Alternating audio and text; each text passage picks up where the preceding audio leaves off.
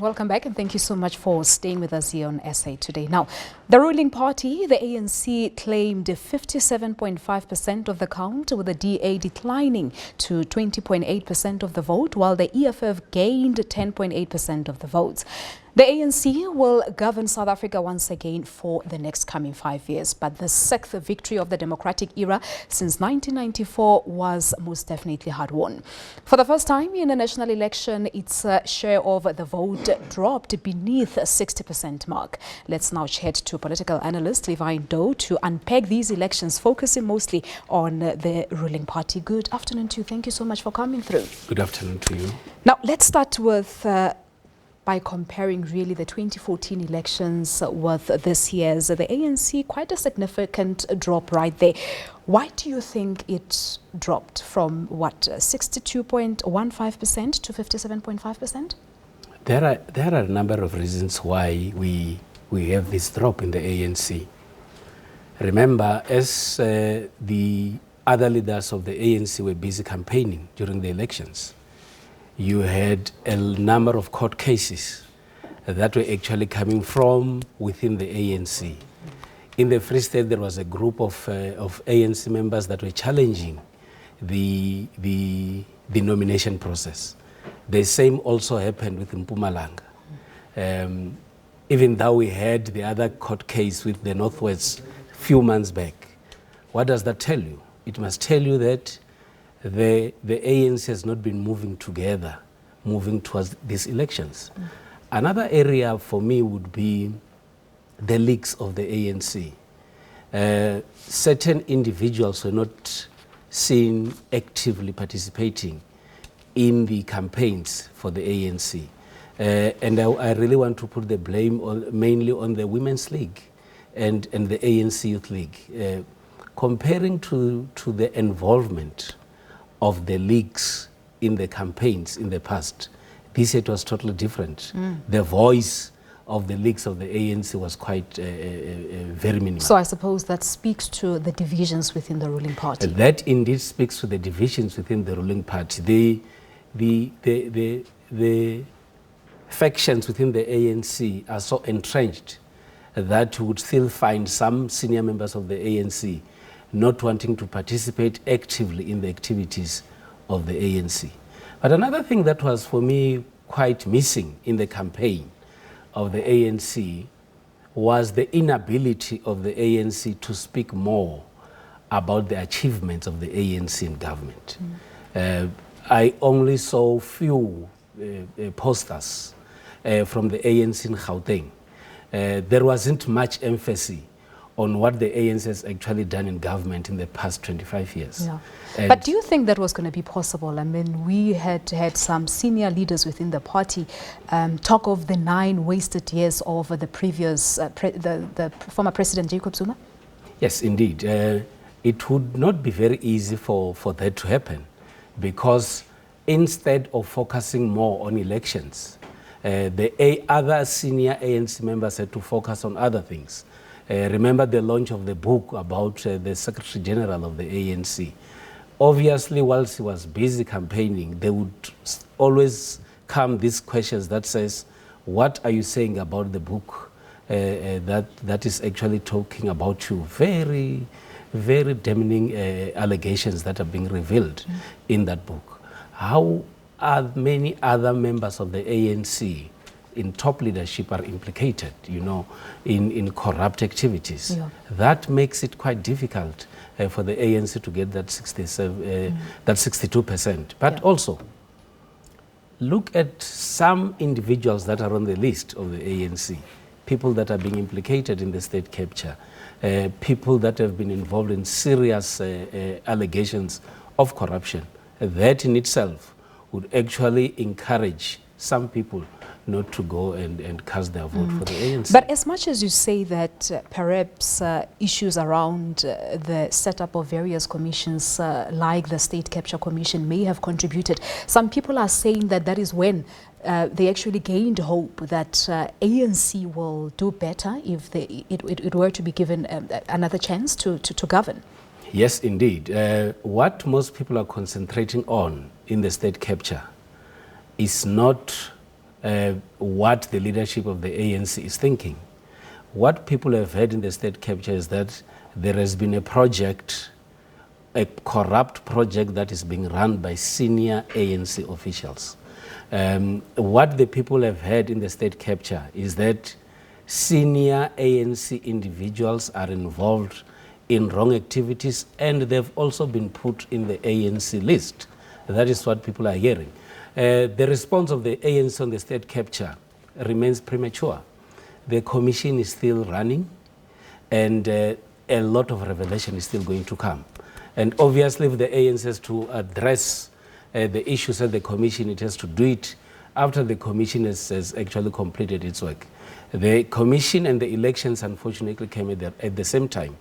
And there was no way that somebody was going to say, let's withdraw certain things that have been said in the commission. The public is watching the happenings in the commission, and indeed it has a huge impact on the voter individual. Yeah, and of course, some of the ANC members, as you say, have been mentioned in the State Capture Commission. And a lot of people were of the view that why is the ANC still keeping them in their lists, whereas there are allegations leveled against them? What has been the trend in the ANC? The trend in the ANC is that when you have anybody in the ANC is implicated in serious corrupt activities, the ANC would protect that individual. What is it that the ANC parliamentarians have done with former President Zuma? They took very long and protected him for a very, very long time. It is only with the VBS that the ANC started acting. But in the past, all the people that are implicated in corrupt activities, the ANC has a trend of not dealing with those people decisively. And that is a very serious weakness on the part of the ANC. There are corrupt individuals in different provinces. They remain in the list of the ANC. And when it comes to the level of dealing with corruption, indeed the ANC is found wanting, is very slow in terms of dealing with corruption. And that has a serious impact on the election results. On the decline. But the ANC's policy really of land expropriation without compensation, do you think this might have also contributed towards the decline in ANC support? And well, perhaps got the Freedom Front Plus to benefit from this? Indeed. Maybe if we have to look at the Freedom Front separately. The Freedom Front has been very clear on its policies, and the policies of the Freedom Front specifically are those that are against the policies of the ANC and the EFF. And for me, that made some people, especially in the white community, to say, indeed, we can associate ourselves with what the Freedom Front is saying. And I think there should be some portion of those who voted for the DA earlier, who moved away from the DA and they decided to go and support the Freedom Front Plus. But the question of land expropriation without compensation, for me, I don't see it having a lot of impact in terms of the voter, because it's a conference resolution, and the matter that the ANC has always been reminded for the past 25 years has been that the ANC is moving very slowly in terms of dealing with the land question.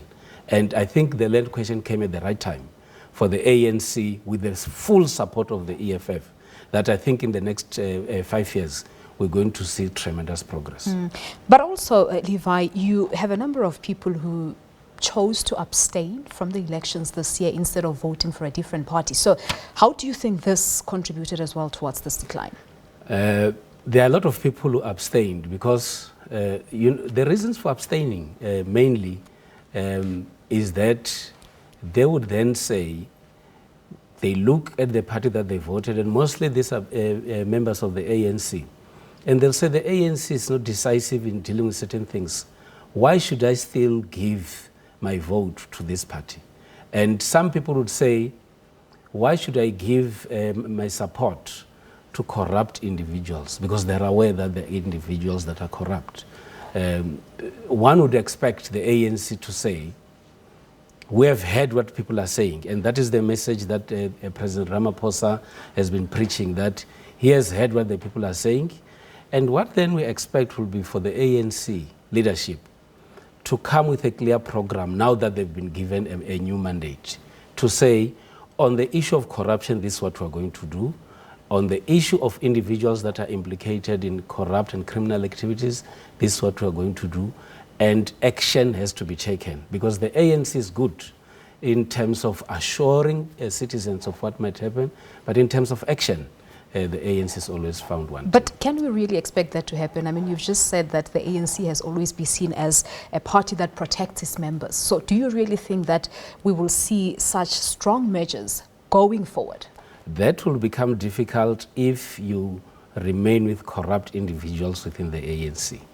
If you have a leader who is not surrounded by any form of controversy in relation to corruption, it becomes easy for that leader to act on corrupt activities. But also, you also need ANC members, those in leadership, to do the ANC a big favor by saying that the way I'm perceived in the public, my being within the list of the ANC has a potential of costing the ANC the votes. And these people should actually voluntarily step aside. Yeah. And unfortunately, we no longer have people that are working in the interest of the ANC, and some are actually working for their own. All right, we're reading some newspaper reports today indicating that your pro-Zuma ministers that are still in the cabinet may resign, because we've heard the chairperson of the ANC earlier this week talking about a shorter, or rather a smaller cabinet after the elections. So it looks like some may resign voluntarily before they show the door. The sign of divisions in the ANC are visible when you have ministers that are known to be the Zuma ministers and not the ministers of the South African government. That is the serious problem that we face in South Africa. We have got ministers that are known, that are corrupt, that are very much supportive, that supported former President Zuma, and obviously they're shivering. They know that they might not be reappointed, and the best thing to save their faces is to make a public announcement to say, I will not be available. Will that work in the best interest of the ANC, though? If they actually do that, it has a potential of working in the best interest of the ANC. But also, you also expect President Ramaphosa to be bold enough to say there are certain individuals that I'm not going to appoint because these people are associated with corruption. And that will actually bring more confidence to his presidency and his party, the African National Congress. All right. So as I said earlier on, we're expecting the ANC President Cyril Ramaphosa to thank the voters, of course, for the ANC's victory. So as it is now, of course, the proceedings have started at Lithuli House, downtown Johannesburg. So the president of the party is expected, of course, to take to the stand any minute from now. As it is now, the national anthem is expected to be sung. As you can see, the head of elections there, Fikile Mbalula, still talking to the crowd. So as soon as the ANC President Cyril Ramaphosa starts addressing the supporters, we'll take you live to that session. All right, for now, we're taking a quick break. We'll continue with our political analyst to take a look at some political parties as well.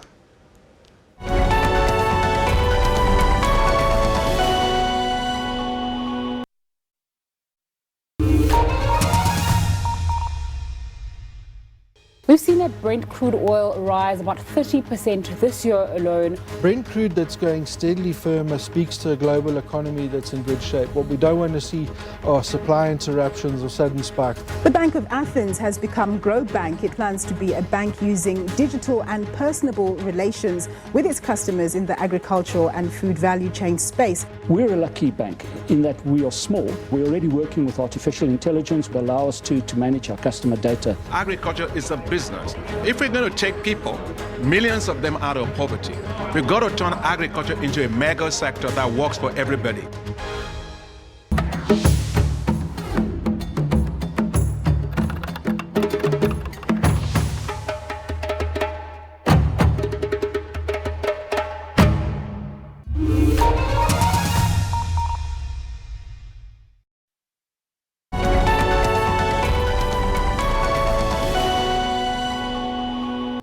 right, welcome back and thank you so much for staying with the team here on SA Today. As I said earlier on, of course, we're expecting the ANC President Cyril Ramaphosa to address the supporters, of course, this as the ANC won the elections. And as you can see now, those are live visuals coming out of Litulia House. The national anthem is still being sung. Now, Levy, I just want to bring you, just before we go back to Litulia House, bring you into the discussion here. The President didn't look quite happy yesterday after the announcement of the results. Indeed. I think the President expected to get beyond 60%. But one can say the writing has always been on the wall. It has always been on the wall, and he knows why he did not get that 62%. And the first thing that I think is in his mind is to ensure that he do the right things, appoint the right people, and bring the confidence back to the ANC and to government. He was in government in the past 10 years. He knows exactly what was going wrong. And everybody is saying that we have hopes that President Ramaphosa is going to bring change in South Africa. He may want to bring change, but looking at the divisions, of course, with the two factions within the ANC itself, is it not going to make it a bit difficult for him to implement the plan of action? It's going to be very difficult, but what is important will be to identify right people who might not disturb his program. There are those who are very much eager and interested to work in the development of South Africa, but there are those as well in the ANC who are very much eager to see the president fail, because in any way they never wanted him to be president, and there are those who feel that it should have been somebody in that position. But there are those who are mainly worried that with the presidency of Ramaphosa, all the wrong things are going to be exposed, and he doesn't take kind to criminal elements within the ANC. And that is why all the law enforcement institutions have to be reinforced to ensure that all the bad elements within the party are actually exposed. Yeah, taking a look at the KwaZulu-Natal province at its own, the province has been one of the strongholds of the ANC, and the support base dropped as well in these elections. Indeed, it should be quite worrying for the ANC. But remember, before Nasrec, the KwaZulu-Natal province was divided. And the chairperson of the ANC in the province said, we have learned our lessons that divisions do not work in our interest.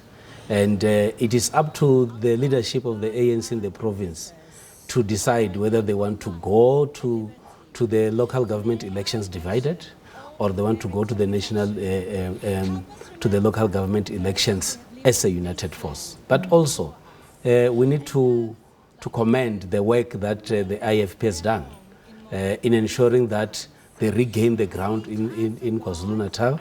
And I think it's also a motion of confidence to Dr. Buthelezi. You remember some stage he was saying that he wants to step aside. And they persuaded him to still lead the campaign of the IFP. And I think they did well, and they are aware that their stronghold is in KwaZulu-Natal, and they don't mind going to other provinces. They put all their energy in KwaZulu-Natal, and it has actually worked for them. Yeah, and of course, NFP did not perform quite well in KwaZulu-Natal as compared to the previous year. Yeah, obviously the challenges in the NFP are growing. Senior members of the NFP, some have gone back to the IFP.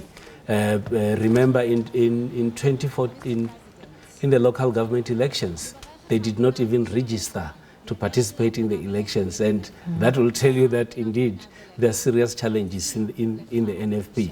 But then the leader of the NFP, as we're all aware, is not in a very, very good health, and I think that has an impact on the activities of the NFP. Indeed. So as I said, the ANC president is expected to address the supporters in a short while. So what do you think it's going to come out of his message this afternoon? Firstly, indeed, he must thank those who voted for the ANC, but I expect the president to give assurance to the members of the ANC that there is going to be service delivery, that the ANC is not going to be very lenient on people who don't perform. The ANC should not be lenient on corrupt individuals. He must also give assurance to South Africans that is, when he makes his appointments, he's going to ensure that he does not put people that are actually tainted, so that everybody else must then have sufficient confidence in the leadership of the ANC. All right, as you may have seen some newspaper reports that we are expecting a cabinet reshuffle as early as tomorrow. If that happens, who do you think is likely to go and who do you think is likely to stay? I think the cards are crossed. The cards are right in the president's chest. I expect the president to bring in younger people. We have got ministers who have been running for the past 25 years. And I would expect the president to bring in younger people who are in the NEC. I see Ronald But the question Lamula is, do they have, I wanted to ask you about that as well. I see Ronald Lamula coming in to run one of the departments. David Masondo is also there, can also run some of the departments. You have got much older people. We respect our elders and we love them, but there are certain responsibilities that should be given to the younger generations. So Ramaphosa to trim the cabinet, but bring in very competent young, mix them with old people, so that they are able to gain experience as well. Because that's what the EFF leader Julius Malema has always been complaining about, that you have our elders in the ruling governing party who are also in government. But the question is, does the ANC have enough to choose from if they want to mix the cabinet? The ANC has got more than enough to choose from. The challenge that the ANC has is that there are certain individuals who feel that they have got an inherent right to positions. And one of the challenges I think that Ramaphosa is going to face will be to ensure that he satisfies all the factions. He's aware that factions are in existence. But will that be possible to satisfy everyone? Unfortunately, it's going to be a challenge. But these senior ANC officials are aware that in politics, you work for a particular period of time, and then other people will then be appointed. If you join the party voluntarily, as former President Mbeki used to say, you join the party voluntarily, you will then also have to understand that you have to serve for a particular period of time, and then you also have to give other people a chance to lead. But you have got ministers that have been doing very well, who are old, who I feel that they should just be given the responsibility to continue. I don't see the reason of isolating the health minister, Motsoaledi. He has been doing a tremendous job for me, and I think he's one person that so for me... So you think that the intergenerational mix will work better for the ruling party going forward? It indeed has to work better. Young people has to come in as well, so that they're able to... These are the young people who interact more with the communities out there. And for me, they understand the challenges very well. They've grown very well within their ranks in the ANC. And I think it's time for them to be given the opportunity to run certain departments. Now, you spoke of former President Thabo Mbeki, and of course, in the build-up to the elections, we saw him pledging his support for the ruling party once again and for President Cyril Ramaphosa. Do you really think that worked for the party? Indeed, for me, that made a huge difference. Remember, in the previous elections, former President Mbeki was so silent. There was a moment that was even visited by the leadership of the EFF. Obviously, that should have brought to some people other certain minds to say maybe has actually shifted his support away from the ANC. But when you see former President Mbeki, former President Motlanthe coming in support of the ANC, that for me provided a better boost for the elections of the ANC. All right, and the DA also pulled out their former leader, Tony Leon. Some people say that it might have worked for the DA to see Tony Leon coming out and pledging his support for the DA still, and for the DA leader Mmusi Maimane. It also worked a lot. Some might have forgotten that Tony Leon has played a very significant role in the DA, and when he comes in to endorse the campaign and the leadership of the DA, it also sends a message to ordinary citizens that even those that have led the party before, they are still there to give sufficient support to the party, but they also believe in the current leadership of the Democratic Alliance. The results is something else, but you have those that have been in the forefront of the party coming in to pledge their support to the party.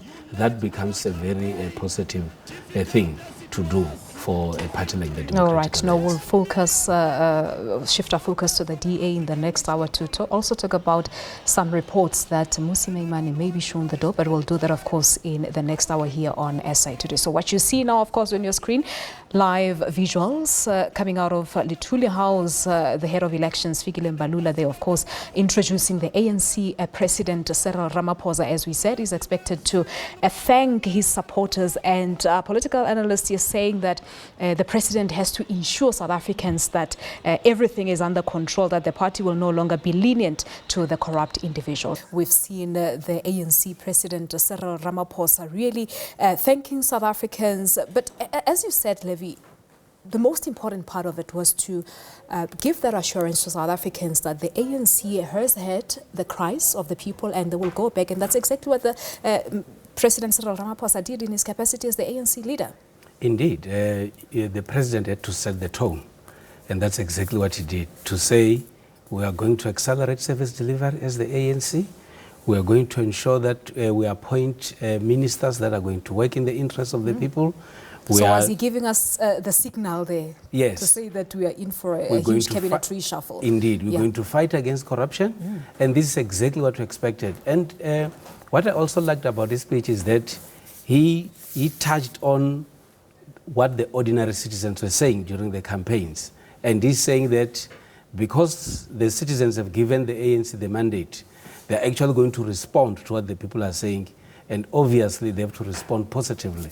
And people are then supposed to be made happy by what the ANC has to do. Yes, indeed, of course, conceding that this was the most difficult campaigning that the ANC has had to do, and that Gauteng was their biggest challenge. Look, the opposition parties, the Democratic Alliance and the EFF, were very clear about Gauteng. They said we really want to ensure that we take over Gauteng. And I think that's why you see the ANC in a very joyous mood, because they did not allow the opposition to take over Gauteng. And it is also a message to the ANC to say the opposition is still coming for Gauteng, and David Makhura, if he is reappointed, or anybody who is appointed, must actually make sure that Gauteng remains in the hands of the ANC. Yeah, but when you talk about David Makhura being appointed, perhaps we've heard, of course, the president explaining what is going to happen next week. The MPs will be sworn in, and of course, premiers will be appointed. Are we likely to see any major shake-ups in the provinces in terms of the appointments of the premiers? Well, I don't see a major shake-up in the provinces. Those that were running the provinces, for me, they've been doing very well in the ANC. The departure of David Mabuza from Mpumalanga, they just got the right person to fit into the system. But there should be an emphasis, of course, of women. I would expect the president to bring in some few women in other provinces. All right, Levy, we'll leave it at that for now. Thank you so much for coming through. Levy Ndou, a political analyst, of course, talking to us about the performance of the ANC and looking into the ANC president's speech, of course, where he was basically thanking the supporters and, of course, vowing to go back to the areas where they had gone during their door-to-door campaigns to actually go back to those communities to deliver on what they had promised. So we'll wait and see what happens out of that.